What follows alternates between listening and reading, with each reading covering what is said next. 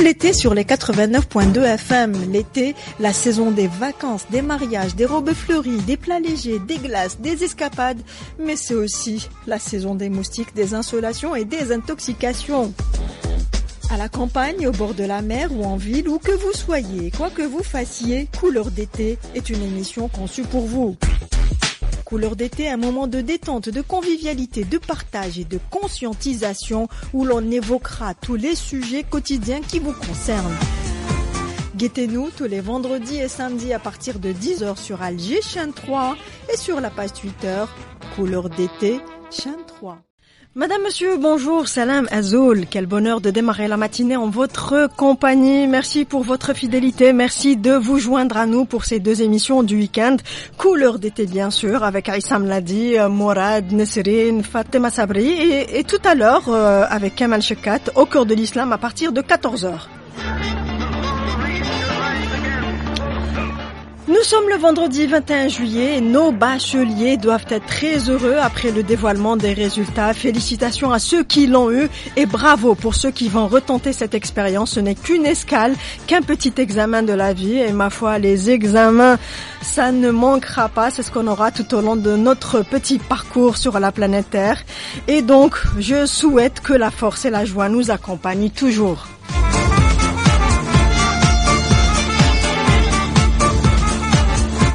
Quand arrive l'été, c'est une longue saison de fêtes qui commence et qui s'ouvre. 80% des futurs mariés optent pour cette belle saison, hélas très chaude ces dernières années, ce qui complique un peu certaines opérations et notamment celles qu'on accomplit au niveau des cuisines lorsque les aliments ou les plats préparés ne sont pas conservés ou bien conservés, causant ainsi des TIAC, des toxi-infections alimentaires collectives à répétition. Mais vous me direz, ce n'est pas notre sujet aujourd'hui. Donc, Couleur d'été, ce matin, nous faisons un focus sur la préparation au mariage, à la nuptialité. Et pour nous accompagner sur le sentier de la conjugalité, nous aurons avec nous deux merveilleuses dames, une sage-femme et une psychologue qui chacune dans son métier font de l'excellent travail. Mais pour rester dans l'actualité, nous avons lu et entendu par-ci par-là des rumeurs de l'ordre de l'intox et de l'infobésité, terme appuyé par l'OMS. Et d'ailleurs, cet épisode nous a rappelé en quelque sorte la panique de la crise sanitaire de Covid. De quoi s'agit-il? Eh bien, du décès d'une résidente à l'hôpital de Tizi Ouzou, Allah yarhamha wa yarham tous ceux qui sont décédés après. Et certains n'ont pas attendu le résultat des examens cliniques ou de l'équipe des CEMEP pour faire basculer la sérénité des Algériennes et des Algériens dans l'inconnu. Et on a commencé à parler de fièvre hémorragique de Marbourg ou le virus Marbourg, maladie mitoyenne ou cousine d'Ebola. Pour connaître tous les détails de cette affaire, nous avons contacté professeur Ben Ali, chef de service des maladies infectieuses au CHU de Tizi Ouzou, Nadir Mohamed, avec qui nous lèverons le voile sur cette énième intox aux fins douteuses. Professeur Ben Ali, bonjour. Bonjour madame. Bonjour, marhaba bik. Bonjour à tous les auditeurs de Radio Chaîne 3. Merci d'avoir accepté d'intervenir dans Couleur d'été ce matin. C'est un devoir. Alors, qu'est-ce qui s'est passé, professeur Ben Ali? Alors, qu'est-ce qui s'est passé à Tizi Ouzou, au CHU de Tizi Ouzou, exactement. Vous avez tous les détails. Le gros de ce qui s'est passé, c'est qu'il y avait effectivement de l'intox. C'est des diagnostics qui ont été annoncé par les réseaux sociaux. C'est chose étrange parce que effectivement au niveau de l'hôpital de Tizi Ouzou, du CHU de Tizi Ouzou, on a constaté qu'il y a eu quand même au niveau des urgences qui sont organisées de manière à avoir toutes les spécialités présentes H24. Donc on a quand même relevé une certaine augmentation du nombre de décès. Mais on était au fond de nous-mêmes, on s'attendait un petit peu cet été. D'ailleurs, on a fait des préparations de formation médicale continue début juin sur instruction du ministère de la Santé. Donc on a un petit peu parlé de toutes ces pathologies de l'été. Pour lesquelles il fallait se préparer. Ici même, professeur Ben Ali, ici même, dans le cadre des émissions de radio, dans Couleur d'été, d'il y a, je crois, une quinzaine de jours, nous avions reçu professeur Salim Nafti, pneumophysiologue, qui avait prédit justement un certain nombre de décès dus à cette canicule et aux différentes vagues de chaleur. Absolument, absolument. Comme on dit, il y a la santé, elle est unique avec l'environnement, avec les animaux, avec les moustiques, avec tout ce qu'on mange, etc. Donc c'est pas dissocié de ces facteurs. Oui. Donc si je reviens à ce qui s'est passé à Tizi-Ouzou, en fait il s'est rien passé en dehors de cette canicule auquel on s'attendait. Je parle du point de vue infectiologique. Donc il n'y a pas eu de toutes ces fièvres hémorragiques dont on a parlé, sauf que ça nous arrive d'avoir des tableaux de bactériémie avec des dysfonctionnements multiviscérales, des états de choc, des méningoencéphalites. C'est au cours de toute l'année. C'est notre pain quotidien. Sauf que on a remarqué ces jours-ci, ces 2 dernières semaines, qu'il y a eu quand même des malades qui arrivaient dans des états graves et qui évoluent rapidement en détresse respiratoire ou en défaillance d'organes et qui sont pris immédiatement, le plus souvent au niveau des urgences, par des services de réanimation. Ah oui. Et là, on a fait le lien. Pour votre information, au niveau de mon service, même si c'est le coup de chaleur, ça relève un petit peu de la réanimation, mais on avait déjà préparé nos résidents, on a parlé de la pathologie parce que le plus souvent l'été, Le plan Orsec déjà a été installé il y a une dizaine de jours. Non, je parle pas de plan Orsec. D'accord. C'est le plan scientifique, c'est le plan purement médical. Oui. Donc on a parlé de ça parce que assez souvent ça nous arrive c'est une pathologie un petit peu qui est similaire à certaines infections graves. Surtout avec l'atteinte du système nerveux central, donc une hyperthermie importante. Donc, ça simule un petit peu certaines infections graves. Donc, dans notre jargon, c'est ce qu'on appelle le diagnostic différentiel. Donc, parfois, on hospitalise les malades, on les explore et on ne trouve rien sur le plan infectieux. Donc, on se rappelle à chaque fois de débiliter cette pathologie.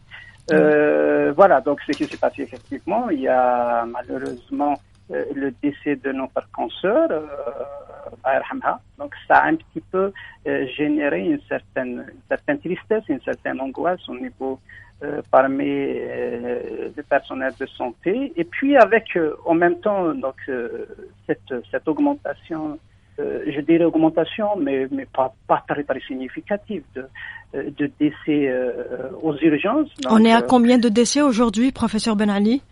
Écoutez, on peut pas parler.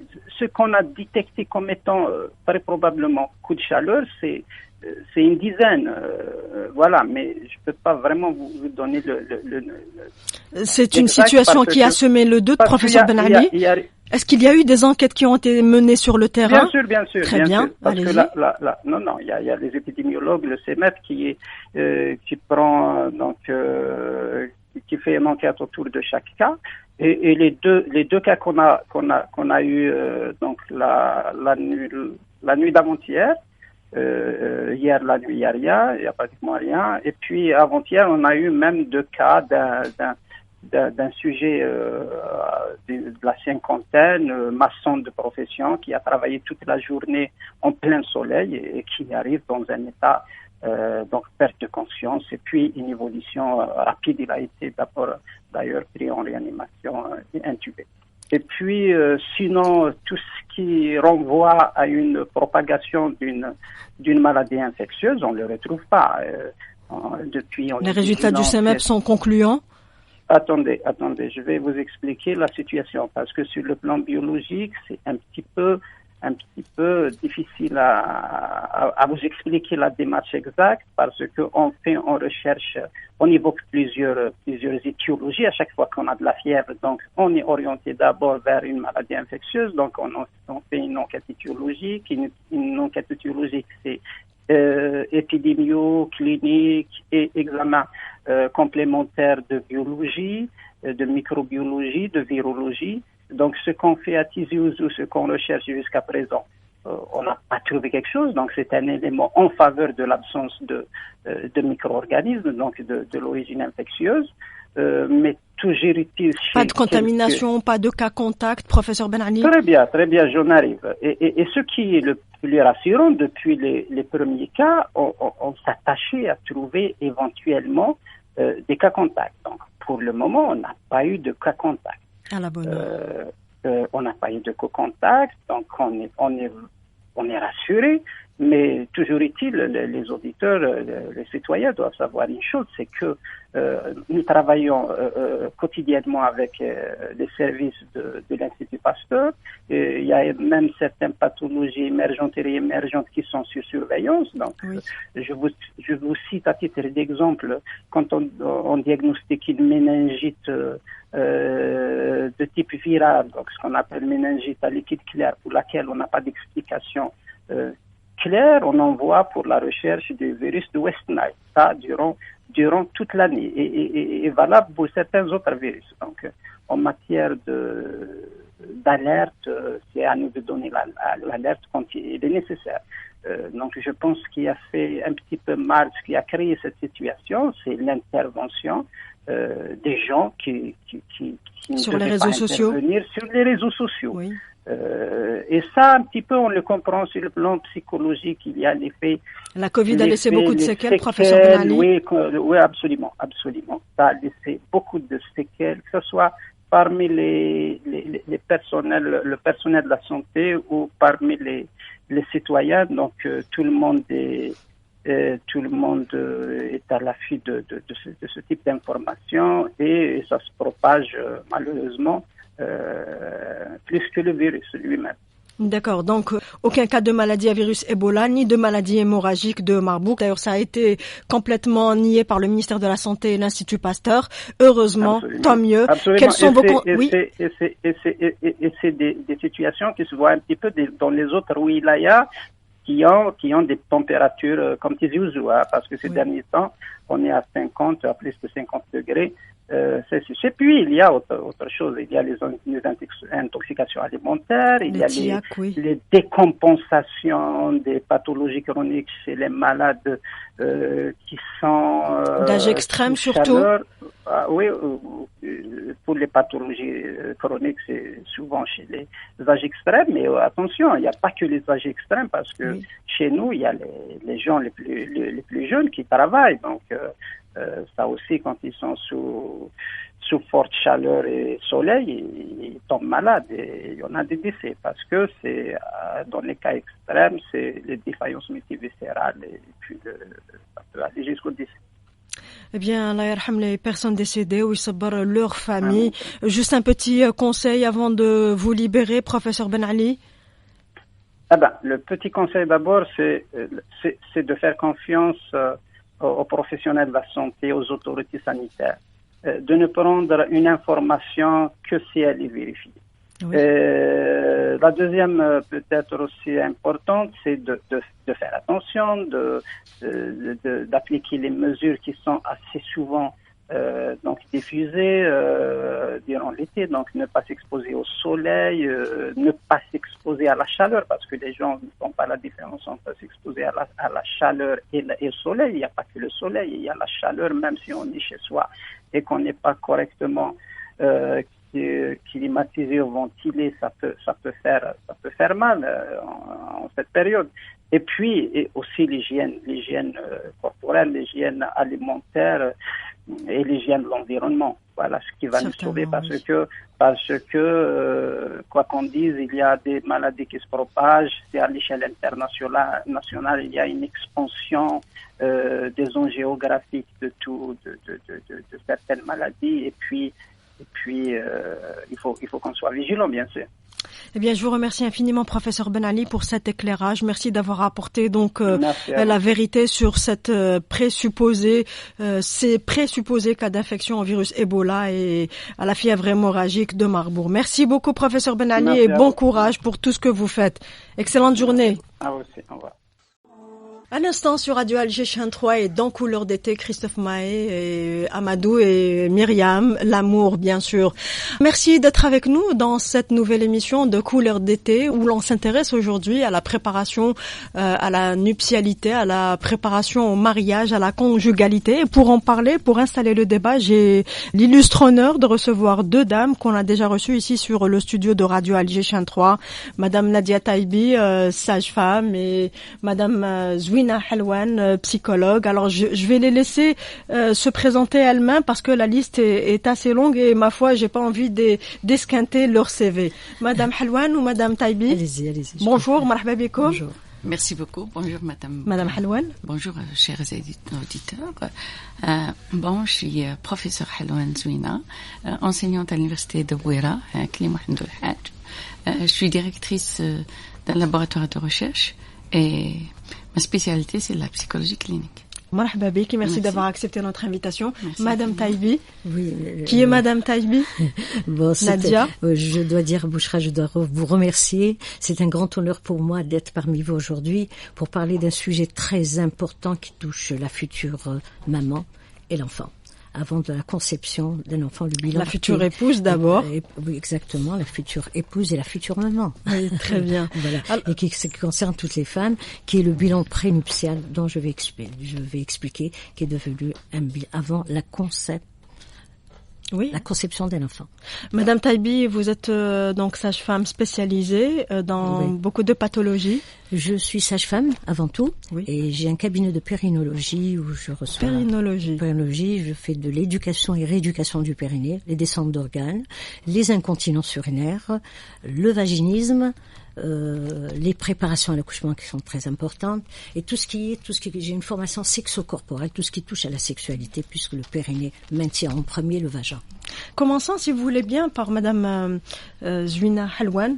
Le mariage, est-ce qu'il y a une psychologie du mariage chez nous? Comment ça se prépare? Quelle est la mentalité du mariage? C'est l'été, nous assistons à beaucoup de fêtes, nous sommes invités par-ci par-là, nous entendons des you-you par-ci par-là, outre les you-you du BEM et du bac.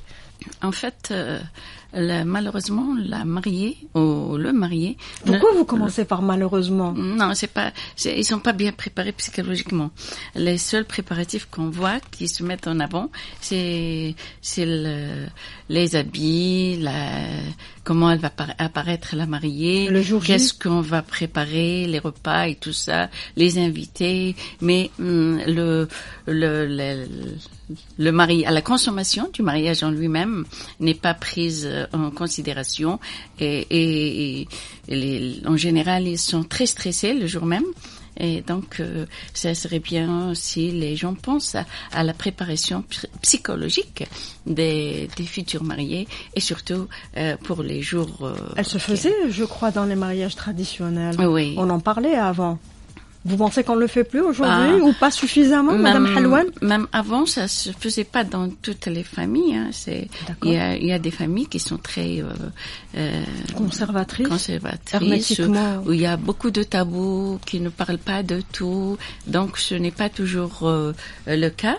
Mais la préparation psychologique, elle est très très importante.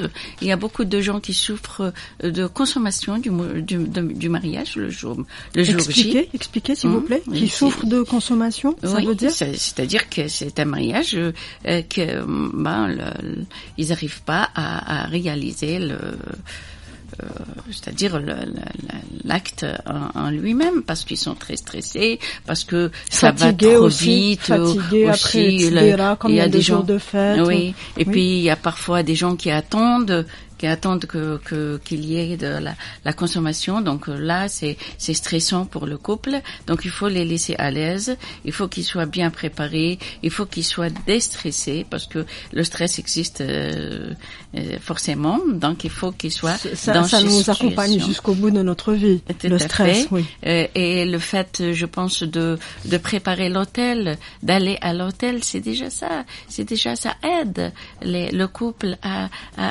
être un peu loin de tout ce mouvement, de tous ces préparatifs très Très angoissant, très stressant. Oui.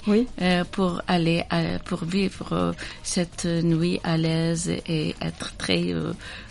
Comment devrait se faire cette préparation, Madame Halouane? Est-ce qu'elle doit juste s'arrêter à la consommation du mariage ou doit-elle aller au-delà? Bien sûr qu'elle doit aller au-delà. Oui. Parce que à qui ça incombe d'abord cette opération? C'est pour les deux.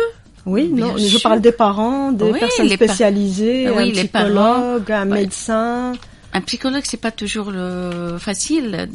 Et puis, les gens voient parfois mal le fait d'aller chez un psy, alors que c'est une ingérence dans la famille. Oui, alors que le psychologue, c'est indispensable. Ça aide à mieux gérer la vie. Parfois, on a des obstacles qu'on n'arrive pas à gérer, alors qu'ils sont très faciles à gérer. Donc, aller chez un psy, ça aide à vivre mieux. Ça aide à avoir un bien-être meilleur. Mais la famille aussi, elle peut jouer le rôle, les amis, l'entourage, et aussi les personnes en elles-mêmes. C'est le futur mari doit comprendre le stress de son épouse et vice versa. Il doit y avoir de la réciprocité. Il doit pour tout. Hein. D'ailleurs. Dans certaines traditions, comme chez nous, la mariée ne fait rien durant les 7 premiers jours. Elle est là, elle se fait belle, elle observe, donc on lui donne un peu le temps de s'adapter à la nouvelle famille, parce que les familles n'ont pas les mêmes valeurs, habitudes, traditions, culture, même la manière de vivre. Parfois, on trouve des frères et sœurs, quand ils se rencontrent, chacun critique la manière de vivre de l'autre, alors que l'autre, il est bien à l'aise dans sa façon de vivre. Donc, s'adapter à l'autre, ça demande aussi du temps et aussi de la patience de la part de la famille d'accueil, la famille qui va accueillir la mariée, même si elle va vivre seule. C'est une nouvelle vie, une nouvelle phase. Oui. Même si elle va vivre seule, c'est-à-dire ce sera une famille nucléaire, mais il faut une certaine phase d'adaptation pour les deux, parce que avant ils se rencontraient comme amoureux, mais après c'est une famille qui va se fondre, et donc il faut accepter l'autre tel qu'il est sans essayer de le forcer à changer, à devenir une personne parfaite, parce que le parfait en réalité n'existe pas. Exactement. Il faut accepter l'autre avec ses défauts. Très bien. Juste avant de tendre la perche à Madame Nadia Taïbi, je voudrais terminer ce petit chapitre avec vous, Madame Halouane. Est-ce qu'il faut une certaine maturité pour passer au mariage? Oui, forcément. Parce que le mariage, il faut d'abord que les mariés comprennent que ce n'est pas les habits, ce n'est pas la fête, ce n'est pas tzedera et tout ça. Le mariage, oui, le mariage c'est une base pour fondre une famille, pour avoir des enfants, savoir les élever, le vivre ensemble aussi, c'est très important, parce que accepter l'autre tel qu'il est et essayer de ne pas le forcer au changement. Il faut qu'il y ait de la réciprocité de part et d'autre. Si moi j'aime ma mère, ta mère aussi, tu as le droit de l'aimer. Si on accepte d'avoir des invités de la part du mari, il faut accepter aussi les invités de la part de l'épouse. Donc c'est une sorte de vivre ensemble. Tout à fait. C'est d'un espace à partager, d'une vie à construire et de la réciprocité. Oui. Vous parlez de maturité avant le mariage, mais certains disent que la maturité vient tout au long justement de cette vie conjugale. La maturité, ça se construit, mais elle doit il doit y avoir une base avant le mariage. Il faut être conscient de ce qu'on est en train de faire. La maturité, oui, c'est important, et ça se construit aussi au fur et à mesure. Bien sûr que je pense que c'est tout au long de la vie. Mais elle doit exister, les personnes doivent être conscients de ce qu'ils sont en train de faire. Ce n'est pas du jeu. Le mariage, c'est quelque chose de très sérieux, et il faut le prendre en considération et connaître l'ampleur de cette action de cet acte qui est le mariage. Conscience et maturité, c'est la même chose? Être être mature, c'est avoir conscience de ce qu'on est en train de faire. Très bien. Je vous remercie pour cette précision. Merci. Madame Nadia Taïbi, alors, est-ce que vous voulez réagir au propos de Madame Halouane? Moi, je suis tout à fait d'accord et je vous remercie parce qu'on a vraiment besoin de grandes dames comme ça qui aident justement, qui parlent, qui disent la vérité. Je partage.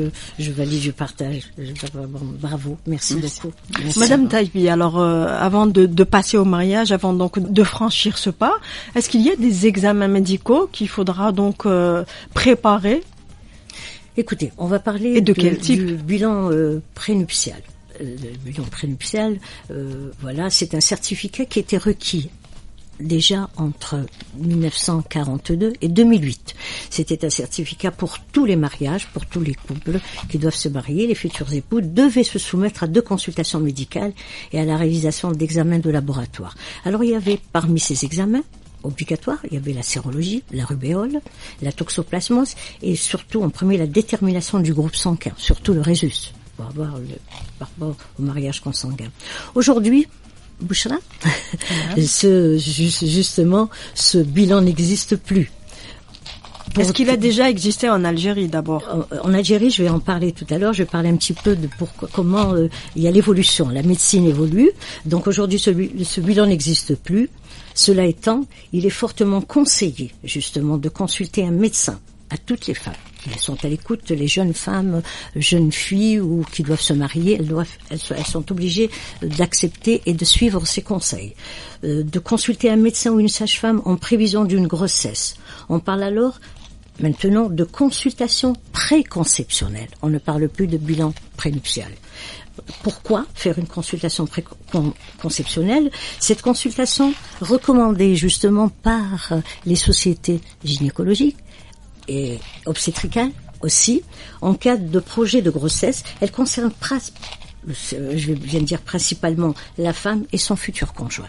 Très bien, donc les deux sont concernés? Tous les deux sont concernés, ça c'est sûr. Tous les deux, parce que je vais parler un petit peu des problèmes que peuvent rencontrer ces femmes par rapport à l'enfant. D'accord. Donc on évalue l'état de santé, prévention obstétricale, rassurer les couples justement qu'il n'ait pas de complications par rapport aux enfants, aux futurs justement enfants. Donc on va dire le résultat qu'elles peuvent avoir, c'est un bilan préconceptionnel. Il s'agit d'une consultation médicale, Bouchra, à part entière, qui permet de faire le point sur plusieurs aspects. Alors, en premier, évaluation des antécédents médicaux. Maintenant, c'est une consultation à part entière. Hein. La patiente, la dame, se présente voir un gynécologue, une sage-femme, en demandant justement ce bilan. Évaluation des antécédents médicaux, c'est-à-dire les antécédents familiaux et personnels. Familiaux, c'est sûr qu'il y a des maladies chroniques comme l'hypertension artérielle, comme le diabète, aussi les maladies, on va parler des affections, on les stabilise. S'il y a une hypertension ou un diabète, l'hypothyroïdie, les maladies héréditaires, génétiques, tout ça, c'est-à-dire qu'on doit savoir, et puis il y a beaucoup d'hérédité malheureusement, et les femmes ne savent pas. Elles se marient, et puis d'un coup, vous voyez, après le mariage, elles ont fait un enfant. Et cet enfant, il va à l'hôpital, il a les yeux jaunes, il a ça, il a ces maladies, la drépanocytose, il y a énormément de maladies, et on ne savait pas qu'il y a la prévention. Donc je vais parler un petit peu des examens biologiques, justement, obligatoires. Avant d'avancer plus loin dans cette question, Madame Taïbi, j'ai l'impression que cet examen préconceptionnel est presque un outil de dépistage. Bien sûr. Bien sûr, madame, c'est pour dépister les maladies chroniques, les maladies héréditaires, la maman, le papa, on va voir toutes ces maladies afin que la femme sache et qu'on les soigne, c'est-à-dire avant de mariage, on les prend en charge. Donc je vais parler un petit peu des examens biologiques obligatoires. C'est parce qu'il y a des examens biologiques obligatoires qu'on demande, ce sont l'électrophorèse de l'hémoglobine, qui est très importante, examen sérologique. L'examen sérologique, c'est la toxoplasmose, la rubéole. Normalement, on doit savoir si la femme a déjà contracté justement la rubéole pour vérifier que la femme n'aura pas de problème Mais on le demande généralement en phase de grossesse, Madame Taïbi. Non, jamais. Justement, c'est une grande faute en demandant la grossesse parce que il y a le vaccin. Je vais parler après des vaccinations. Parce qu'on doit contrôler les vaccinations de la patiente, voir son carnet de santé, des couples. Hein. Et puis, il faut dire aux couples que quand on fait ces examens, ils sont pas ensemble. C'est dans des salles différentes, et puis on est tenu sur le secret médical. Certainement, oui. Bien sûr, on n'en parle pas. Maintenant, s'ils veulent en parler, ça c'est leur problème. Mais les médecins, les praticiens n'en parlent pas. Donc c'est secret professionnel. On leur met, et puis après, s'ils veulent partager ça, on va parler des sérologies qui est la toxoplasmose de la femme si elle a contracté, on a dit la rubéole. Donc si elle a contracté la rubéole, c'est excellent, donc elle n'a pas de problème. Mais si elle n'a pas contracté, il faut faire un vaccin. Il fait des vaccinations avant. Sur la varicelle, sur la rubéole, on doit le faire avant. On ne doit pas attendre de chercher après. Est-ce que ça risque d'être fatal après pour le fœtus? Bien sûr, ça risque, bien sûr, madame. Il y a des décès, il y a des avortements spontanés, il y a des fausses couches. Et puis surtout au niveau de la rubéole, ce sont les malformations, parce que c'est un virus qui tient à la sphère respiratoire. Et là, vous avez des complications, la cécité, vous avez des complications cardiaques, voire même décès. Donc, c'est malheureux qu'on demande aux femmes pendant la grossesse de faire la rubéole, et si elle est négative, on est obligé de surveiller tous les mois les EGG, surveiller la femme et faire des échographies, la surveillance, des examens et tout, et malheureusement perdre après l'enfant. Des fois arrêter la grossesse par rapport à ces gros problèmes que rencontre cette femme. Alors, moi, je pensais qu'on aurait pu justement éviter d'arriver là avec la prévention. Merci, c'est ça l'examen préconceptionnel. Oui. C'est pour voir un petit peu ce qu'on peut faire avant. Si on peut faire, si la personne a des maladies héréditaires et génétiques, on soigne, madame, avant. Oui. Vous avez la rubéole. Ça, ce sont les maladies justement obligatoires. Ce sont les tests obligatoires, les sérologies qu'on doit faire à toutes les femmes. Et ça se passe réellement comme ça, Madame Taïbi, actuellement? Non, je vais vous expliquer après comment se passe. Maintenant, moi, ce que j'ai envie de parler, de passer le message à ces femmes par rapport à tout ça. Ce dont j'ai envie, Madame Taïbi, c'est que vous nous appreniez quelle est l'importance de cet examen, mais de dire aussi sur le terrain comment ça se déroule. Bien sûr. Est-ce qu'il y a des lacunes? Bien sûr. Après, je vais le dire à la fin, c'est sûr que je vais donner des conseils. Ça fait partie des conseils. Donc, si elle n'a pas contracté, nous faisons le vaccin avant. Il y a de la prévention par rapport à tout ça. C'est pas au dernier moment qu'une femme arrive, au dernier moment on va lui donner sérologie, alors qu'elles peuvent le faire avant. Cet examen sert à ça. Vous avez les maladies sexuellement transmissibles. Là, il faut faire très très attention. Ça, c'est proposé. Alors, non, c'est pas obligatoire, mais c'est proposé, mais on les conseille. Le VIH.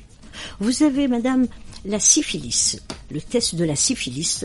La syphilis, c'est une maladie sexuellement transmissible. Actuellement, on dit c'est une infection sexuelle, l'IST, infection d'âme.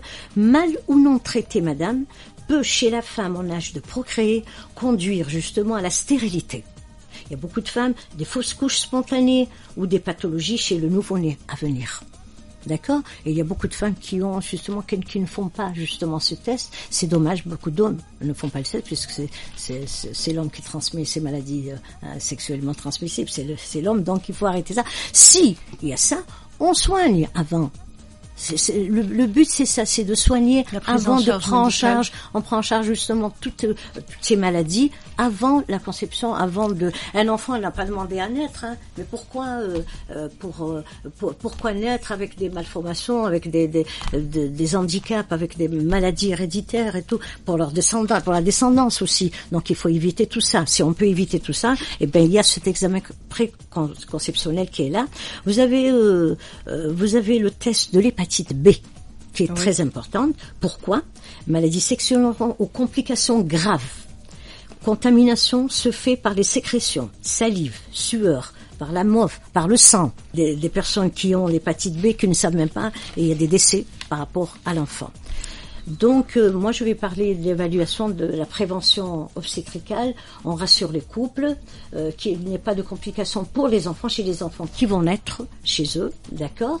Et bon, on va dire, je vais parler un petit peu comment se déroule l'examen. J'ai bien dit que ça se fait dans des endroits, chacun dans son petit coin, dans une salle, et on n'en parle pas. Et on remet à la fin, les résultats.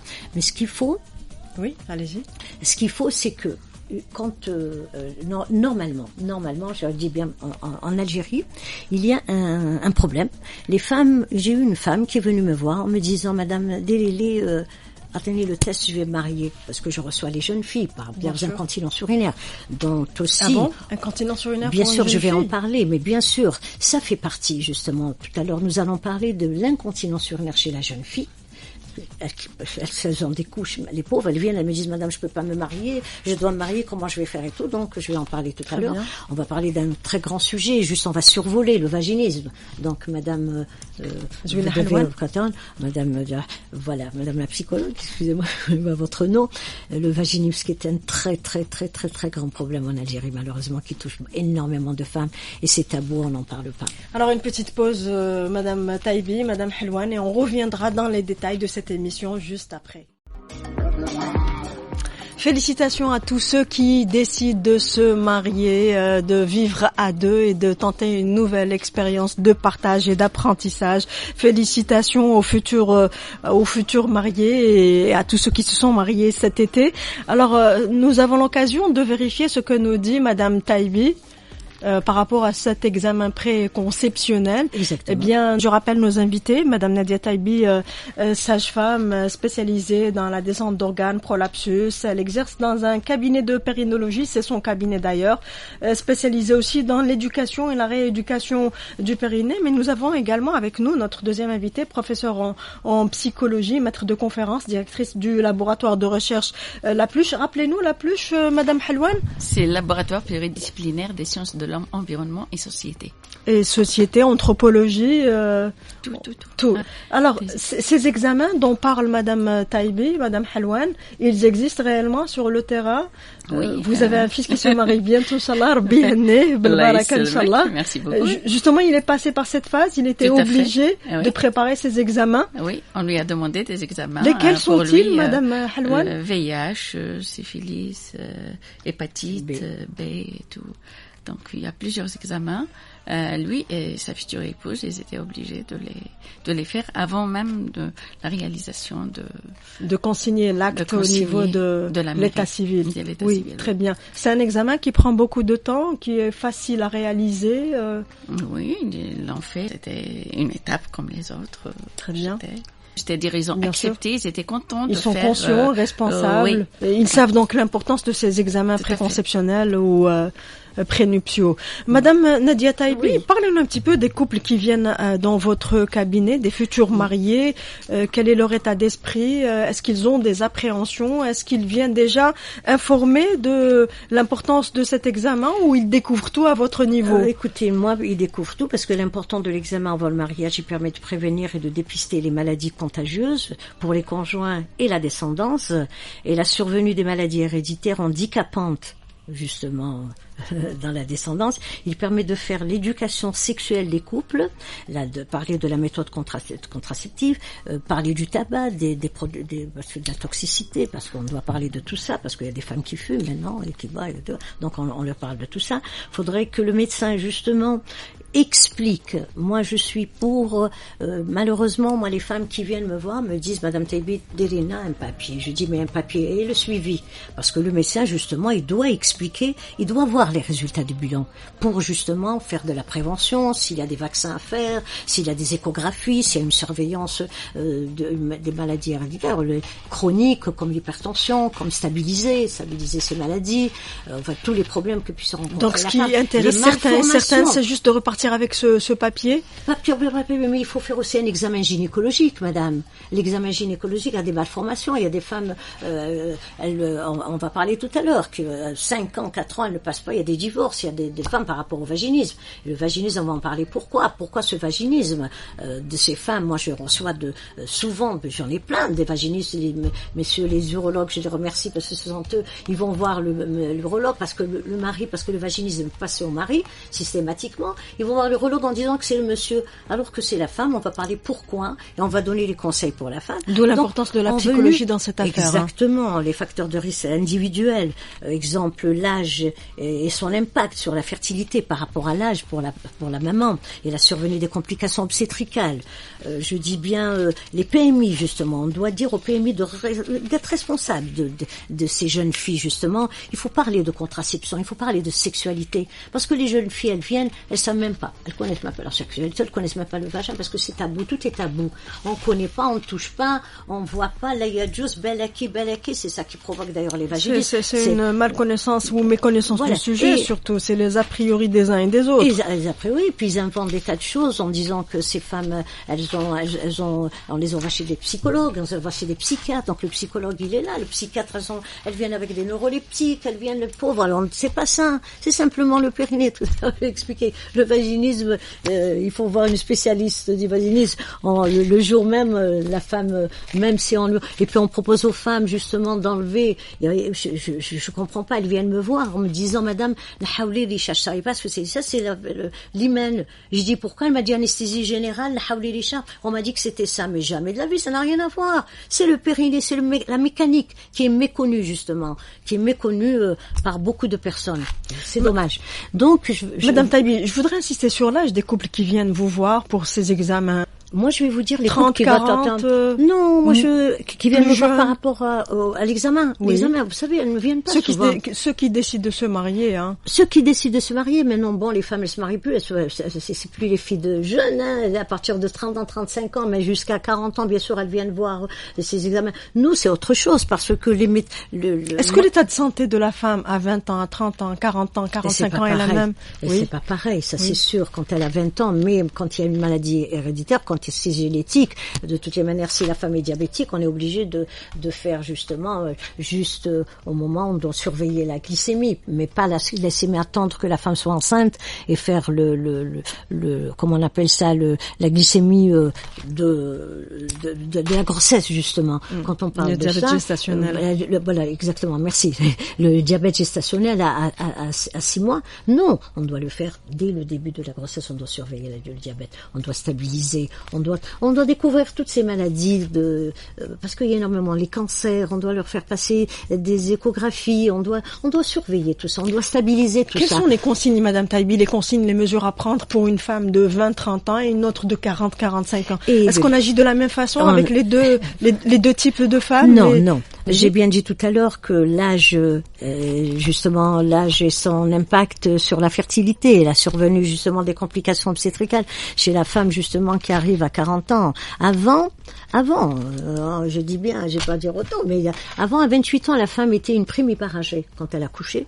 Déjà, on recherchait comment ça s'appelle, la trisomie 21, on recherchait toutes ces pathologies. Maintenant, une femme à 37 ans, 38 ans, une femme 40 ans, elle est jeune maintenant. Il y a beaucoup de choses qui ont changé. D'accord. Mais c'est sûr que médicalement, on est obligé de les surveiller. Oui, mais là, comme vous disiez, la fertilité, la fécondité n'est pas la même. Et puis avoir un enfant à 43, 44 ans est assez risqué, que ce soit pour le bébé ou pour la maman. Bien sûr, on a des complications obstétricales, c'est risqué. On a peur d'handicap, c'est ça? C'est les handicaps qui font peur? Bien sûr, madame, tous ces enfants qui naissent comme ça, handicapés. C'est une fatalité pour une femme de 40 ans, 44 ans? Bien sûr.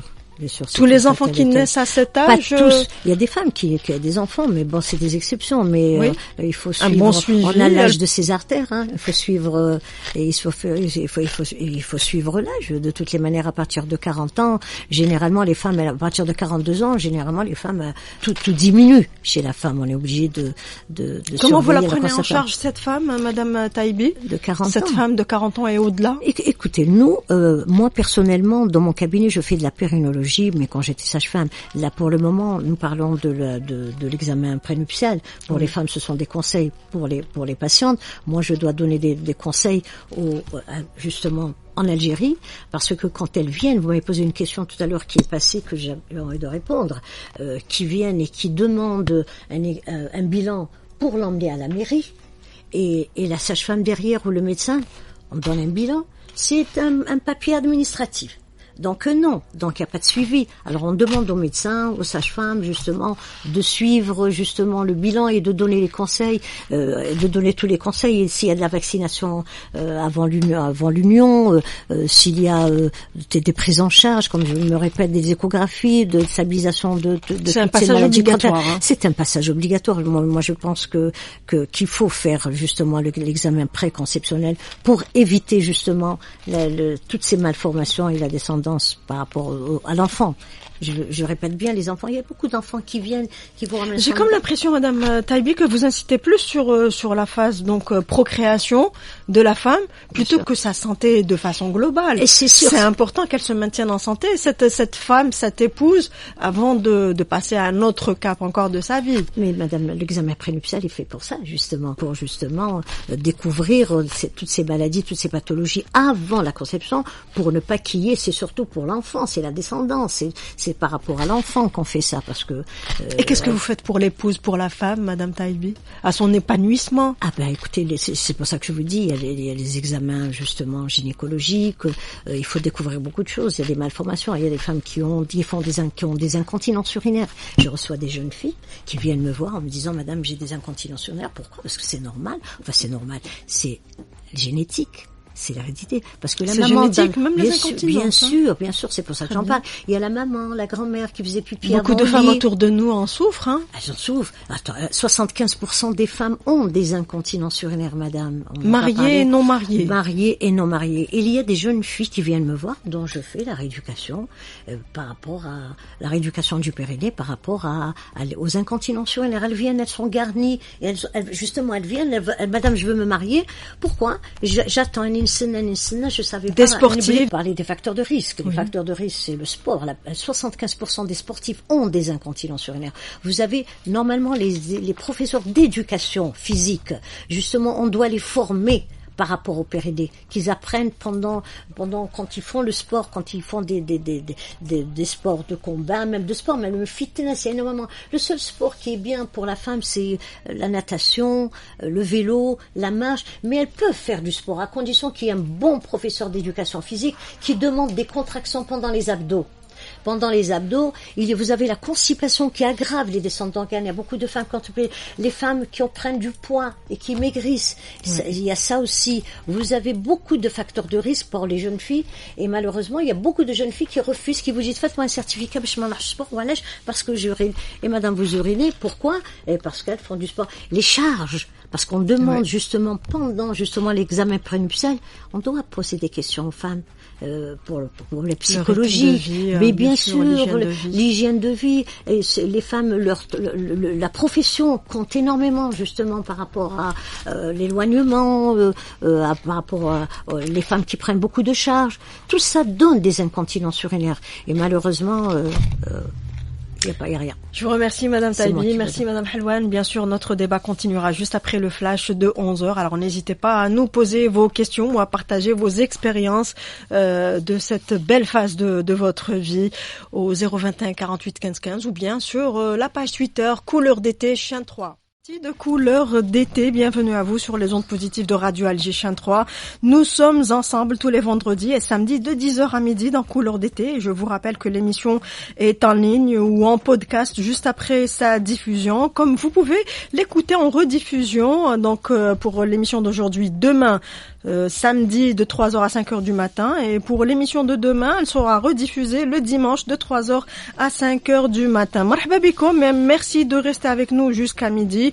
Aujourd'hui, dans cette émission, nous nous posons pour disserter du mariage ou de la préparation au mariage. Certes, il y a des examens, des bilans à préparer. Madame Taibi a commencé à en parler durant la première heure. Je rappelle qu'il y a eu un point très important au début de la première première heure, c'était cette mise au point apportée par professeur Ben Ali par rapport à l'existence de fièvre hémorragique de Marbourg. Eh bien, c'est juste de l'intox, puisque le ministère de la Santé, l'Institut Pasteur d'Algérie et même professeur Ben Ali du service maladies infectieuses du CHU Tizi Ouzou l'a complètement nié. Alors, continuons avec cette émission d'aujourd'hui avec nos deux invités, madame Zouina Hlouane, qui est professeure en psychologie à l'université Mohamed Ould Hadj de Bouira.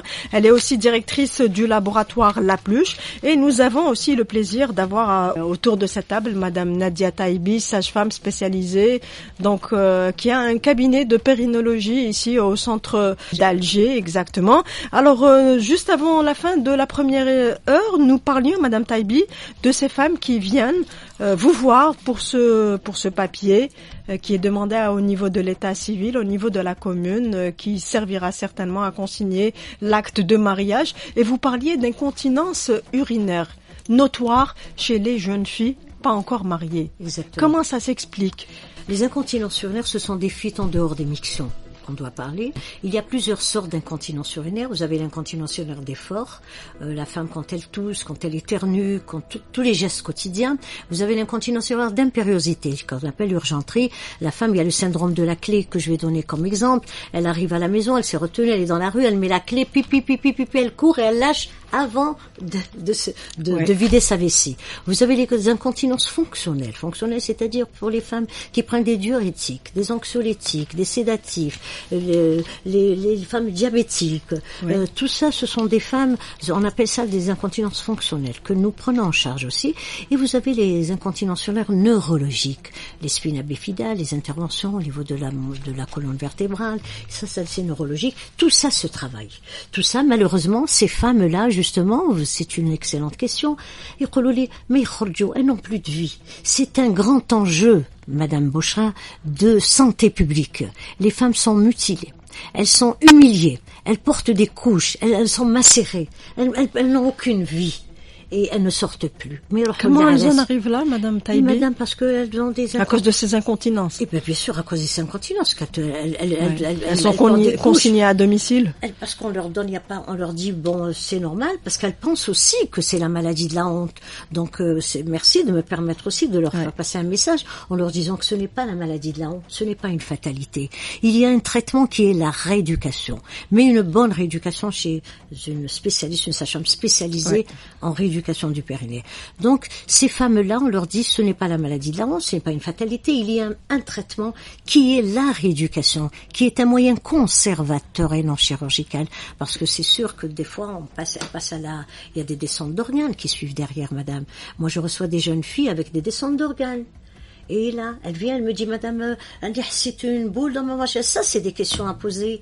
C'est des questions à poser le jour de l'examen, justement, de préconceptionnel. On doit poser la question, on doit faire un examen gynécologique. Donc, je vous ai dit, voir un petit peu la femme, s'il n'y a pas de malformation, parce qu'il y a des femmes qui ont des malformations, leur poser la question, est-ce qu'elles ont des incontinences? Parce qu'elles n'en parlent pas. Elles n'en parlent pas, c'est la maladie de la honte, c'est tabou. Donc, à ce point, maladie de la honte. Bien sûr, c'est la maladie de la honte. Elles ne peuvent pas en parler. Pour elle, c'est une fatalité. Elle a ça, et ben, pourquoi? Parce qu'elle va voir le gynécologue, bon, dans des traitements, bien sûr, parce que les gynécologues, ce sont pas des spécialistes en rééducation du périnée.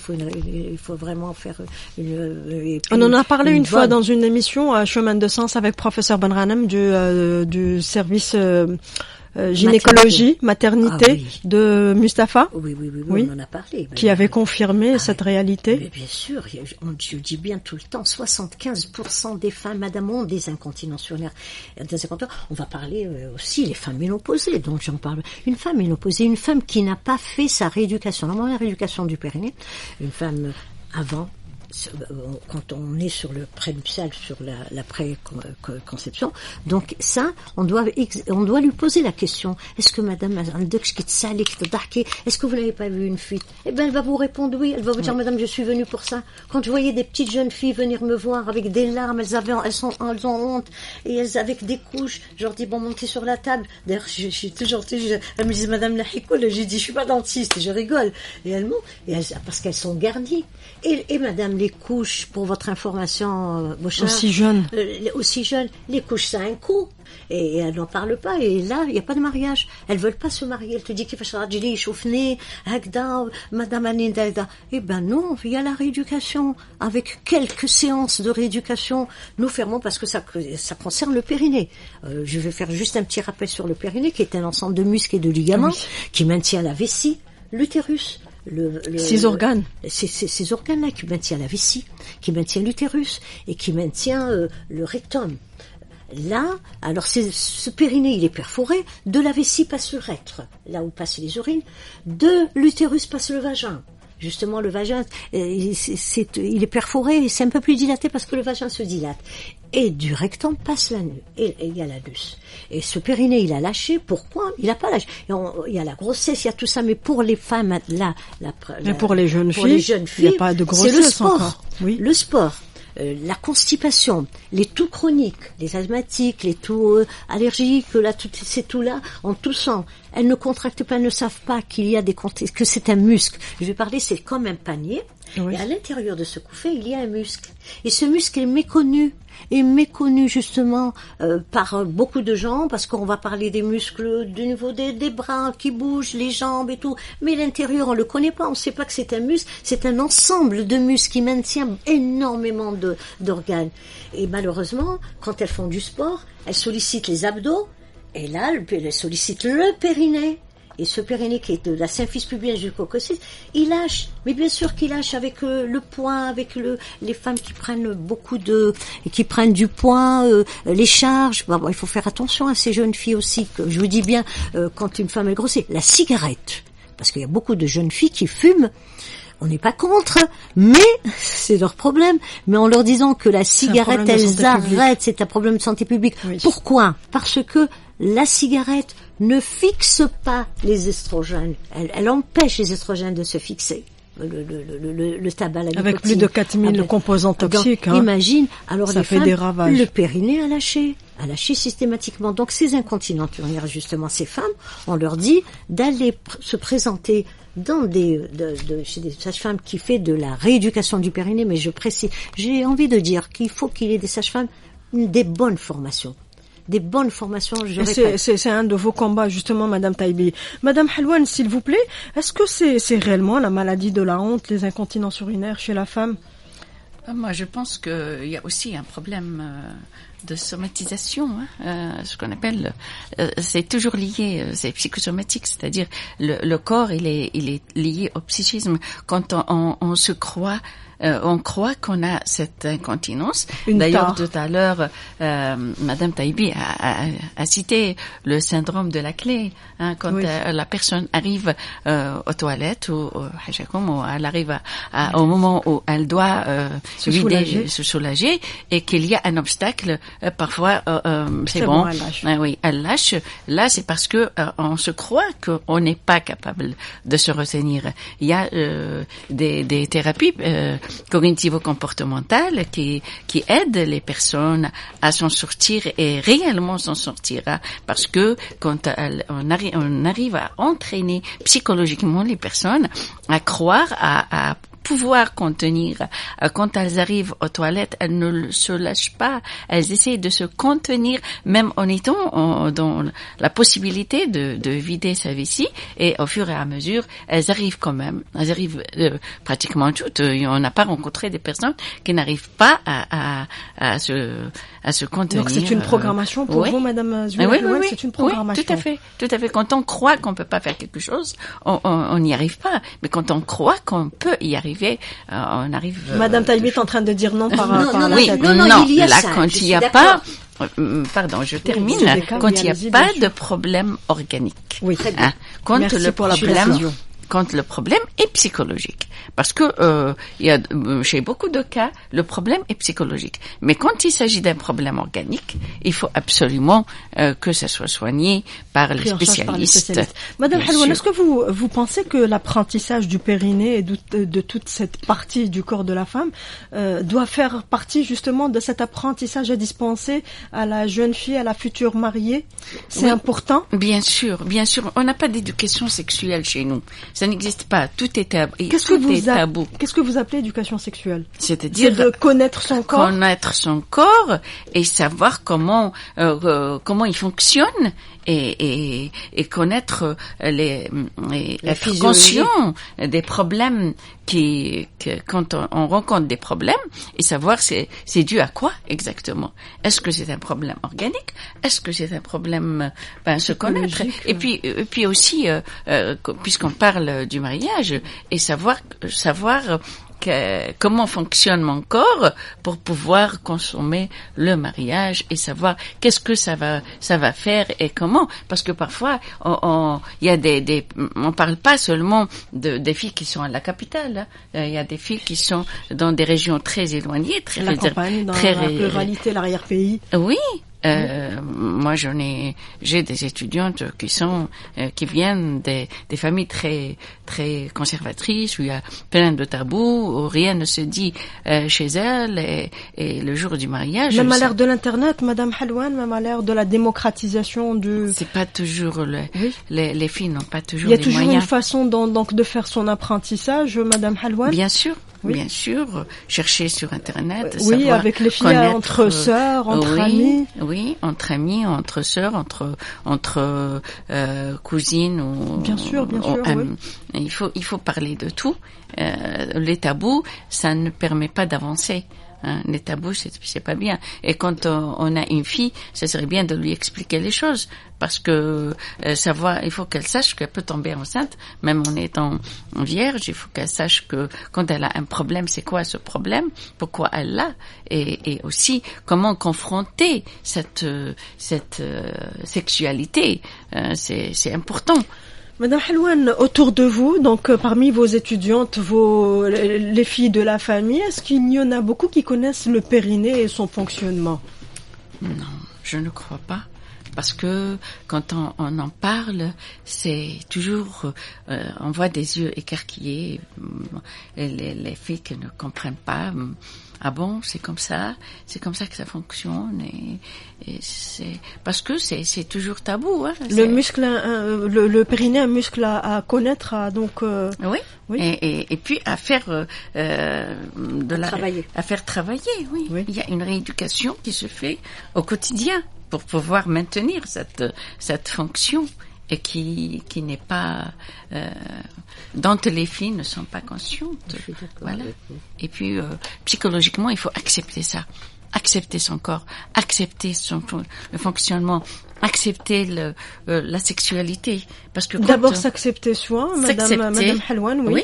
Et aussi se prendre en charge, c'est-à-dire parce que dans les mariages traditionnels, excusez-moi de vous interrompre, Madame Halouane, dans les mariages traditionnels, on parle d'infériorité toujours féminine vis-à-vis du masculin.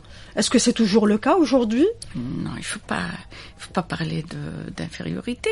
C'est de la réciprocité plutôt.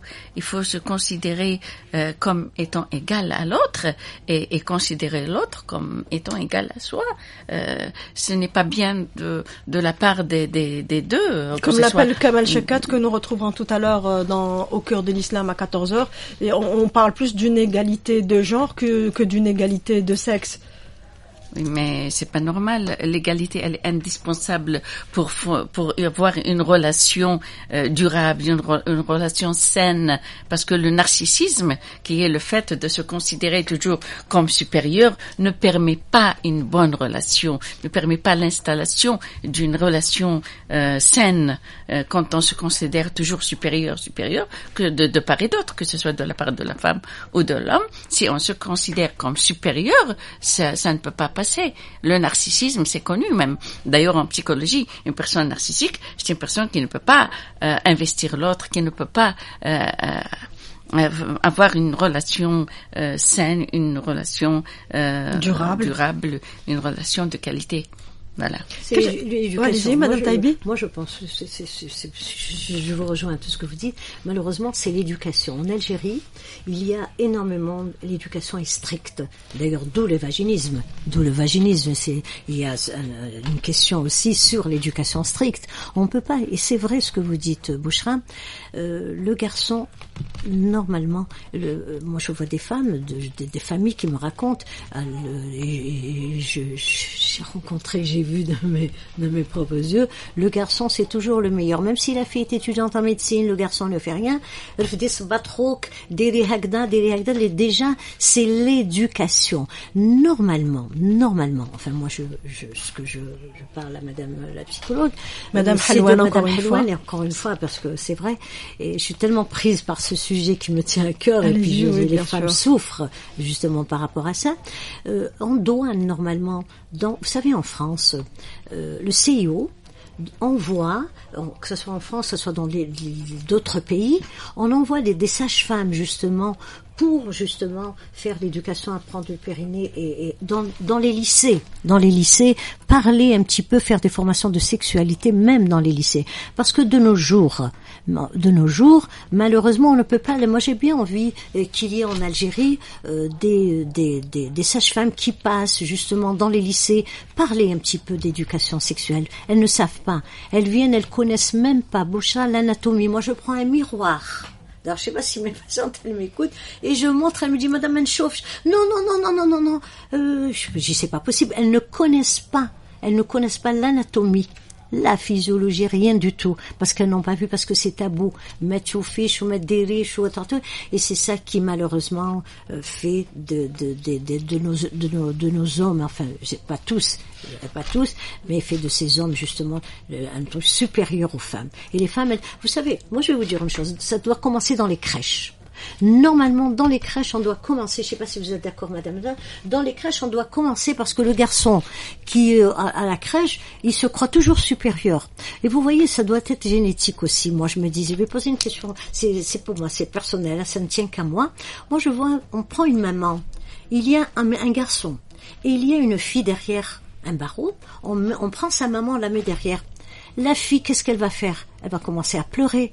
Et le garçon, il va commencer à escalader, à courir, à crier et tout. Donc moi je pense qu'il faut déjà, enfin ça ne tient qu'à moi, dans les crèches, la personne qui joue à la poupée, le garçon doit jouer à la poupée, le train, la fille doit jouer au train. Il faut égaliser, je suis pas pour l'égalité parce que quand même un homme à sa place, une femme à sa place, mais par rapport à tous ces problèmes. Vous parlez d'égalité dans les droits, plutôt dans l'éducation. Dans l'éducation, oui, c'est surtout que les deux enfants, le garçon et la fille évoluent, exact. Oui, en même rythme. Voilà, et qu'on ne dise pas à la femme. Tout en respectant les spécificités de chacun des deux. Bien sûr, le grand respect. Mais ce qu'il y a, c'est par rapport. Moi, je vais faire entrer le vaginisme. Les femmes, c'est qu'une. Avant d'arriver au vaginisme, oui. Madame Taïbi, oui. Quels sont les autres problèmes que vous rencontrez donc lorsque la fille vient pour faire des examens, des bilans médicaux pour se préparer au mariage? Oui. Est-ce que vous avez des cas de fibromes, des maladies qui sont liées aux parties génitales? Mais bien sûr, j'en ai parlé, il y a des malformations, ça c'est sûr, il faut examiner la femme. Par exemple, des femmes qui viennent, elles me disent, vous savez, il y a des femmes qui viennent vous voir avec la mariée, la tante, la grand-mère, la belle-mère et tout, mais elle n'est pas normale. Je sais, après elle dit, je sais pas ce que c'est, sa femme est née, cette jeune fille est née comme ça, alors que c'est un problème, c'est une contraction involontaire du périnée. Et on pense qu'elle est, il faut l'emmener, on lui a fait, on l'emmène chez la Roca, le truc et tout, on l'emmène partout parce que Malbota, un truc comme ça, moi je dis c'est pas possible. Ou bien, la femme elle est pas normale, et la fille qui crie, elle pleure toute seule et tout, et c'est pas normal, ils vous ramènent des femmes comme ça alors que c'est rien du tout. C'est rien du tout, c'est simplement une contraction. Bien sûr, le vaginisme. Ouh là là, moi je reçois des vaginismes, c'est le bouche à oreille, c'est pas, elles viennent toutes parce qu'elles m'ont vu, elles ont écouté, ça fait partie du périnée. C'est la mécanique qui n'est pas connue. On ne doit pas enlever un hymen à une femme qui a un vaginisme. On lui dit pas, viens, c'est l'hymen qui gêne. Non, c'est le périnée. C'est un problème de mécanique. Oui. On dit bien qu'on connaît bien le périnée. C'est d'abord psychologique, Madame Taïbi? Bien sûr, il y a des libérer problèmes. D'abord sur le plan mental. D'abord, la première chose qu'il faut faire avec la femme, c'est l'écouter. L'écouter et aller directement poser des questions. Il y a 3 questions dont je vais en parler. 3 questions qu'il faut lui poser. Et on tombe, généralement, moi, ma première question, la femme se met en larmes, elle me dit, ma mère, elle savait pas. Et c'est des questions, c'est de très le droit de problèmes, bien sûr. Exactement. Et il y a l'éducation aussi, l'éducation stricte. Arrêtez les femmes de mettre des suppos. Une femme, elle est venue me voir, une jeune femme, elle avait 26 ans, elle m'a dit, ils mettent des suppositoires. Ils mettent des suppositoires. J'ai dit, j'y crois pas. J'ai dit, c'est la fin du monde, ça. Eh ben, elle s'est mariée dernièrement, elle est retournée chez elle. Ça, c'est vécu, ça fait pas très longtemps. Pourquoi? Le vaginisme. Elle voit le monsieur comme un monstre. C'est la phobie du sexe. Il faut pas, et ben, tout se ferme. C'est un problème psychologique, on appelle ça la phobie du sexe. Et elle me dit, mais il y a d'autres raisons pour cela aussi. Ben, bien sûr, on va pas en parler, ça c'est sûr, c'est pas le sujet. À l'époque, déjà, de jeunes filles, de petites filles. Mais je vais pas sortir, on va pas parler de tout ça, après chacune, mais il y a un problème de périnée, c'est le périnée justement, c'est une contraction involontaire, même la femme, elle veut se lâcher, elle n'arrive pas. Voilà ce qu'on peut dire. C'est ça le vaginisme. Et il y a des vaginismes secondaires, je voulais en parler par rapport à ce que disait madame. Il y a des femmes justement qui ont été, qui ont eu des accouchements malheureusement très difficiles, qui ont eu des cancers, qui ont eu des gros problèmes, des forceps et tout, et qui font un vaginisme secondaire. Parce qu'elles ont peur, donc le périnée revient, et je reçois ces femmes, on m'a dit qu'à ce genre de femmes, je reçois pas mal de femmes qui ont déjà des enfants et qui font un vaginisme secondaire et qui, bien sûr, après... Autant de problèmes qui sont liés à la santé de la femme qu'il faut prendre en charge. Qu'il faut prendre en charge. Oui, arrêtons le massacre du périnée. C'est tout ce qu'on doit dire. Et ce que je donne comme conseil, surtout, ça doit se passer dans les lycées. Quand les jeunes filles font justement du sport, le responsable de sport, d'éducation physique, le prof d'éducation physique doit parler du périnée. On doit parler du périnée. On doit envoyer. Moi, je suis prête à aller dans les lycées et faire un petit peu d'information, de vulgarisation. Normalement, madame, ce sont les journalistes en premier. On doit donner des informations par rapport à ce périnée qui est méconnu. Les femmes, elles viennent de partout. Elles sont malheureuses. Elles sont des divorces, je vous l'ai dit. Les hommes, ils divorcent par rapport à leur sexualité. C'est pas possible parce que c'est normal. Alors que nous, la rééducation du périnée, on ferme tout. On rend la femme ménopausée, justement. On en parlait où on a coupé sur la femme ménopausée qui arrive justement à 50 ans, qui n'a plus le pauvre de rapport sexuel. Professionnellement, elle est pas bien. Physiquement, sexuellement, elle est malheureuse. Ils mettent les hommes qui divorcent. Quand la femme, elle arrive à 50 ans, c'est la vieille. Qui trouve une jeune fille, lui dit c'est normal, parce que, et la femme, elle a vie, alors que moi, je dois dire à ces femmes, ce sont les plus belles femmes sur tous les plans. C'est simplement, ces femmes, elles ont donné la vie. Les mamans ont donné la vie, donc les hommes les respectent. Et c'est simplement ce périnée, ce muscle qu'on retonifie et on les rend beaucoup, un peu plus que comme elles étaient. Voilà, c'est ce que je voulais dire. Merci beaucoup pour tout le travail que vous faites, Madame Taïbi. Alors n'hésitez pas à nous appeler au 021 48 15 15 pour poser vos questions directement, ou bien nous écrire des commentaires ou à partager votre expérience sur la page Twitter Couleur d'été Chien 3. Nous nous rapprochons doucement mais sûrement de la fin de ce numéro d'aujourd'hui consacré donc à l'apprentissage d'une nouvelle phase de notre vie. Il ne s'agit pas de préparer le jeune couple, la future mariée, le futur époux au jour J, le jour où l'on consommera ce mariage, mais non, ça ira au-delà. Madame Zouina Helwan, je rappelle que vous êtes psychologue clinicienne, vous êtes professeure à l'université Mohamed El Hadj de Bouira, vous êtes aussi directrice du laboratoire La Pluche. Quel est le plus important message à véhiculer à ces jeunes, Madame Helwan?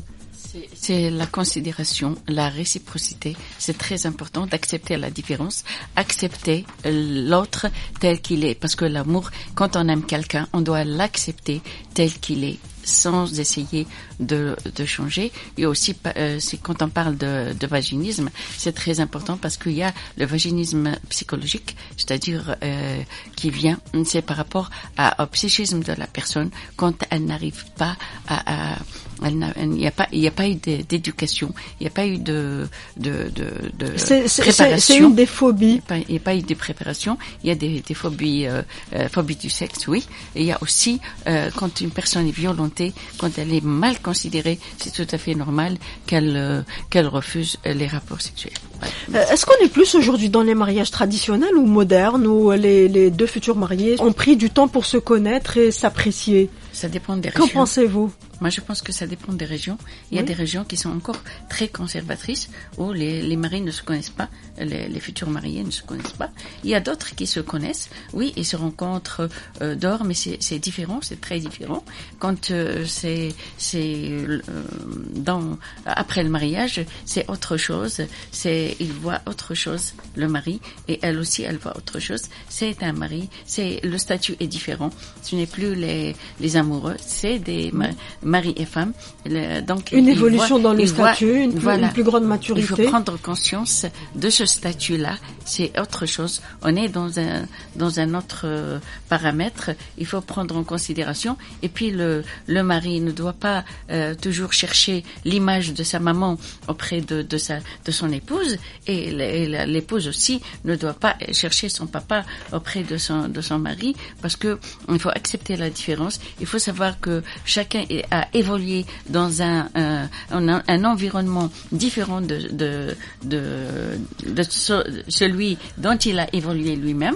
Donc il faut accepter l'autre tel qu'il est et accepter cette différence. Une belle expérience à découvrir, Madame Helwan, le mariage, puisque autour de nous, d'ailleurs même notre ami Kamal Chakat, qu'on retrouvera tout à l'heure à 14h, n'arrête pas de dire que c'est une sorte de Kinder Surprise. Réellement, à ce point, Madame Helwan? En fait, ça dépend de... Vous confirmez le dire de Kamal Chakat? Oui, quand il s'agit de familles très conservatrices, oui, parce que on ne sait pas qu'est-ce qu'on va trouver, et puis même des gens se connaissent un petit peu d'or, mais quand on vit avec une personne, c'est très différent. Donc il faut s'adapter à l'autre, il faut l'accepter. Est-ce que vous êtes pour une grande phase de connaissance entre les deux futurs époux, ou au contraire, il faut que ça soit court et se découvrir après le mariage? Moi, je pense que c'est très important de se connaître avant. Oui. Parce que de poser des questions. Quels sont les types de questions que la femme devrait poser à son futur mari, et vice versa? Parce que généralement, on se dit que c'est vrai qu'il y a ces questions-réponses, mais après on découvre autre chose. Oui, parce que tout dépend. Parce qu'on n'a pas joué franc jeu. Type d'investissement. Oui. C'est un investissement.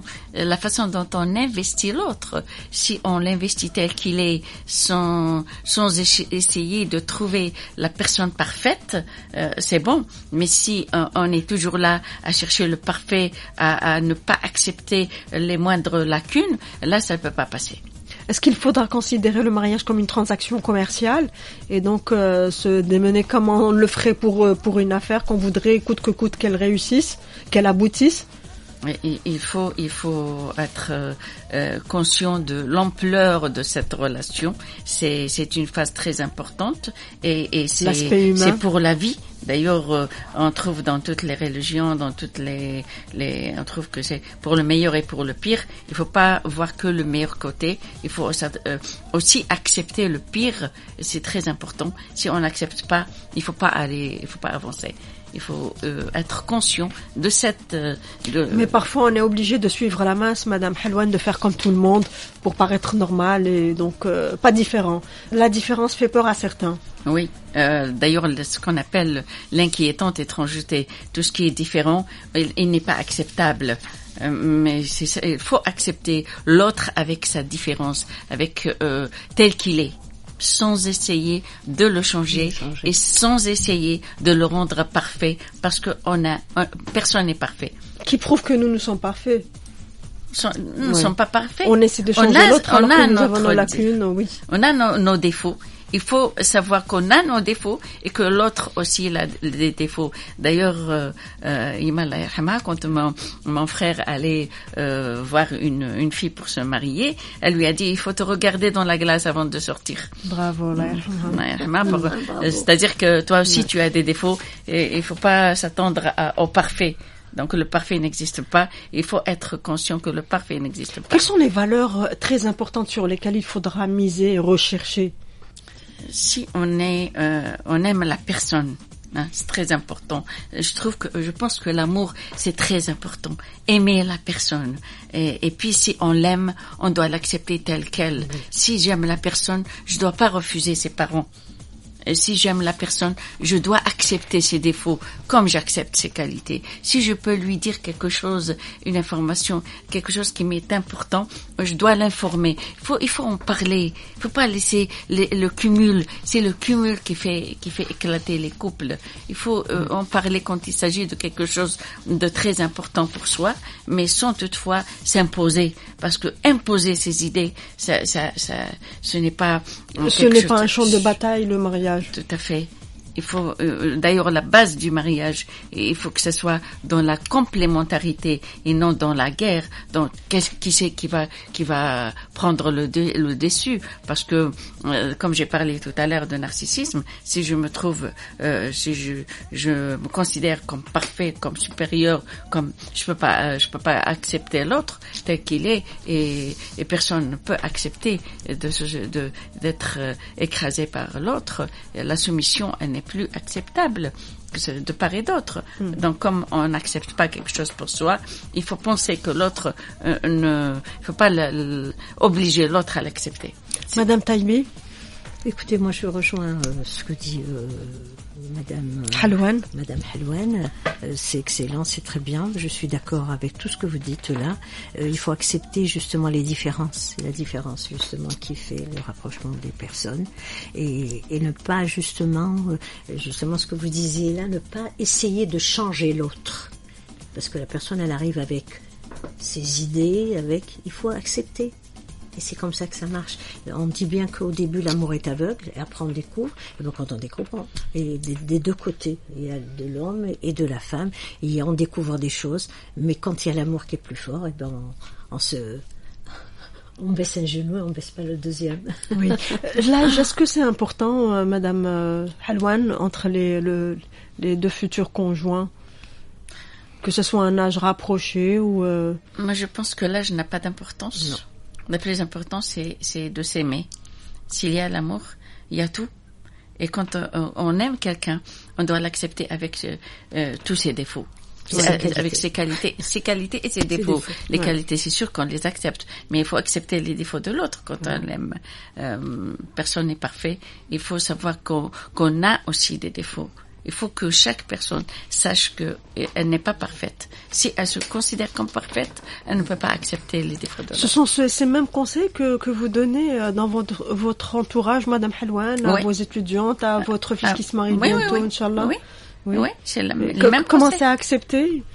On ne vous voit pas venir d'une autre planète, Madame Halouane, alors que la réalité est tout autre. Oui, en fait, parfois, on nous dit ça reste très théorique, mais pour chaque chose, il y a un début. Il faut toujours commencer par faire le premier pas. D'ailleurs, on dit le voyage de milieu commence par un pas. Il faut pas se dire que ce n'est pas faisable, c'est irréalisable, mais si. C'est possible. Il faut juste accepter. Quand on est modeste, on accepte l'autre. Mais quand on se sent supérieur, on se sent parfait, on peut pas accepter l'autre. Est-ce qu'il faut partir dans ses actions, dans ses attitudes, de son inner, de son intérieur, de ses valeurs, ou c'est important de copier, de prendre exemple des expériences des autres, de copier X et Y, ses parents, sa tante ou... Ce n'est pas bien. Ce n'est pas bien de copier. D'ailleurs, ce n'est pas bien de chercher l'image de sa maman chez son épouse et l'image de son papa chez son mari. C'est pas bien. Il faut considérer l'autre. Mais la maman est le l'autre. meilleur cordon bleu, donc forcément on chercherait à on dit toujours remplir sa panse. Comme on dit, le couscous de ma maman, c'est le meilleur. Mais ma maman a déjà brûlé des repas. Elle n'est pas sortie comme ça. Beaucoup de marmites sont passées par là. Oui. Donc, si son épouse brûle le repas ou prépare un repas qui n'est pas mangeable, ce n'est pas la fin du monde. On commence toujours par, il y a toujours, quand on essaye, on peut échouer. Et ce n'est pas grave. C'est un autre apprentissage carrément, le mariage, Madame Halouane. On découvre, on va directement vers une planète inconnue. C'est l'éducation. L'éducation. Quand la maman dit, bien sûr, l'éducation, le garçon, c'est l'éducation. On dit bien que il y a un proverbe arabe qui dit راجلك وراجلك كيما ولفتيه ووليدك كيما علمتيه. Répétez s'il vous plaît. Ils disent راجلك كيما ولفتيه ووليدك كيما علمتيه. Donc dès les débuts, les femmes elles doivent être vigilantes et puis maintenant par rapport à tous ces problèmes, parce qu'il y a énormément de problèmes. Moi je reçois des couples, il y a des hommes, je peux même pas en parler parce qu'il vaut mieux, j'ai pas les mots pour le mot me manque pour parler de ces problèmes conjugaux justement qui se passent. Et c'est ce qu'on dit, il faut faire la même chose, il faut l'habituer dès le début. Si vous donnez les mauvaises habitudes, parce que chaque personne a sa personnalité. Qu'est-ce que vous appelez les mauvaises habitudes, Madame Mauvaises Talbi? habitudes, il y a beaucoup de mauvaises habitudes. On va pas rentrer tout dans les détails, mais il y a beaucoup de... vous en connaissez, Madame Halouane, les mauvaises habitudes? Ah oui, il y a par exemple. Il y a un gros exemple, justement, la femme, excusez-moi, allez-y, oui, il n'y a pas de problème. Les mauvaises habitudes, l'homme qui se marie, qui continue à sortir, voilà, qui donne pas d'importance à sa femme. L'homme qui se marie, sa femme a fait des études. Il y en a beaucoup, des femmes qui ont fait des études, dont le mari dit, c'est lui qui travaille, des trucs comme ça. Il faut, de toutes les manières, la femme, elle vient avec sa personnalité, moi, je pense, et quand elle discute de tous les points avant le mariage. Je pense par rapport au travail, actuellement, les gens sont... Au contraire, les hommes demandent que la femme continue de travailler.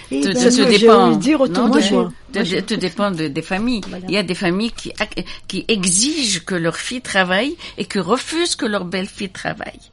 Oui. Donc, ça existe. Mais je pense que le travail, ça se discute avant le mariage. Oh, vous pouvez discuter avant le mariage. Oui, mais il y a d'autres mauvaises habitudes, comme par exemple un homme qui a l'habitude de crier, de parler à haute voix, et il faut qu'il apprenne à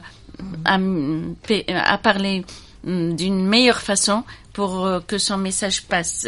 Il faut qu'il y ait respect. Oui, et si l'épouse aussi elle est élevée d'une manière un peu violentée, il faut qu'elle essaye de s'habituer à un meilleur endroit, parce que parfois quand on s'habitue à quelque chose, même si c'est mauvais, on le cherche, comme هذيك تاع من نهار ماتت مرحومه ما كليت خبزه مرقومه. Donc parfois on cherche les défauts, hein, on court vers les défauts. Donc il faut voir les choses. On parle de la majorité. Essayer de s'adapter. L'adaptation aussi, elle est importante. Quand on doit s'adapter, parce que si on continue à vivre avec son propre rythme, il faut faire le deuil du passé et passer vers la situation, le statut qui est actuel. On dit toujours que le passé et le futur nous empêchent de vivre le présent. Le présent, c'est important de le vivre et ne pas laisser le passé et le futur nous empêcher de vivre le présent. Il faut pas chercher à changer une personne, parce que avant le mariage, c'est tout beau, tout rose, et quand la dame arrive à la maison ou l'homme, on cherche à le changer. Donc il faut pas chercher à changer une personnalité, une femme, moi je pense. Voilà, oui. Et puis même s'il y a des choses qu'on aimerait changer, c'est pas du jour au lendemain. Oui. Il faut avoir de la patience et prendre son temps, parce que il y a toute une vie qui est devant. Il y a quelqu'un qui avait dit, mesdames, que c'est dans le mariage que les jeunes mûrissent. Qu'en pensez-vous? Les gens mûrissent tout au long de la vie. Quand on a 20 ans, on n'a pas la même maturité de 30 ans ni de 40 ans. Ça se construit tout au fur et à mesure, mais il y a une base qui doit exister avant le mariage. Alors, mesdames, nous avons une réaction de notre ami Rabhallah de Naama qui met le doigt sur une question très importante. Alors, il nous dit dispenser une formation minimum 5 jours au couple avant de se marier et avoir l'acte administratif comme les taxieurs Dawra li Injah Zawaj. Oui, ça je l'ai proposé. Oui. Ça fait, je pense, en 2003. Oui. Et j'ai dit pourquoi ne pas faire des tests au mari avant même qu'il ne décide de se marier. Oui. Et avant comme ça se fait chez nos amis les Mozabites, hein. Ça se passe comme ça. En Malaisie également, il y a une formation. Et avant le mariage, ce serait bien qu'il y ait une formation et pourquoi pas une psychothérapie chez un spécialiste. Psychothérapie carrément, hein. Psychothérapie de couple, c'est très important. Oui, bien sûr. C'est très important de les préparer pour le futur statut. Non, mais on va vous dire que c'est plus commercial qu'autre chose à ce moment-là, Madame Helwen. Ça devrait exister même au niveau des hôpitaux, comme ça sera gratuit. Oui. Ça serait bien. Si on pense que c'est commercial. Mais ce qu'il y a, c'est qu'il y a énormément de divorces. Malheureusement, oui. Malheureusement. Récemment, j'ai appris voilà. Une fille qui était en train de vendre ses affaires. Elle n'a vécu avec son mari qu'un seul mois. Voilà. Ça il y a fait de la énormément peine de divorces. parce que il n'y a pas de préparation psychologique. C'est très important de préparer le couple. Et d'avoir une qualification comme appui sur cette affaire, notre ami Rabhallah. La qualification, elle est importante. Sans cela, on se marie pas. Tout à fait. Très bien. Et personne n'est né avec son apprentissage ou sa qualification. Ça s'apprend.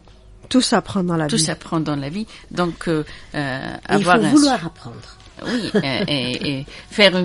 Ce serait si on l'exige comme on exige le bilan. Le bilan. Oui. Ce serait vraiment bien.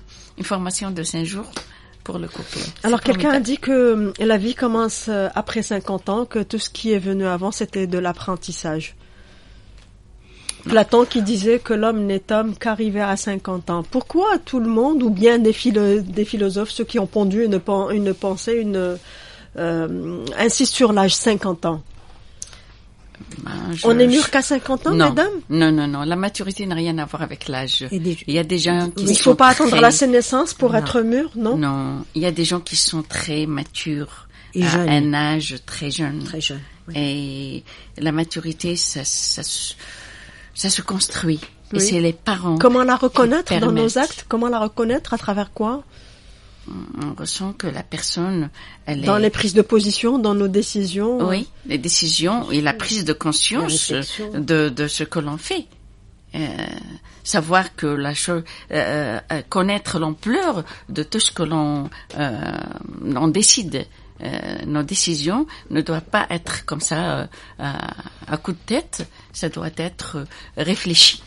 Alors, juste avant de terminer l'émission d'aujourd'hui consacrée au mariage, à la préparation donc à ces noces, nous avons programmé un certain nombre d'émissions autour du mariage avec Kemal Shekat et l'on avait abouti sur le mariage polygamique. Mesdames, oui. Qu'en pensez-vous pour terminer cette émission?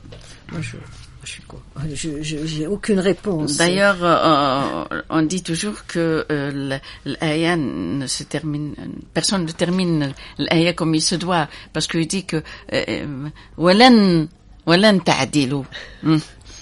Il faut qu'il y ait l'égalité et vous ne pourrez jamais arriver à cette égalité. Donc pourquoi chercher la polygamie?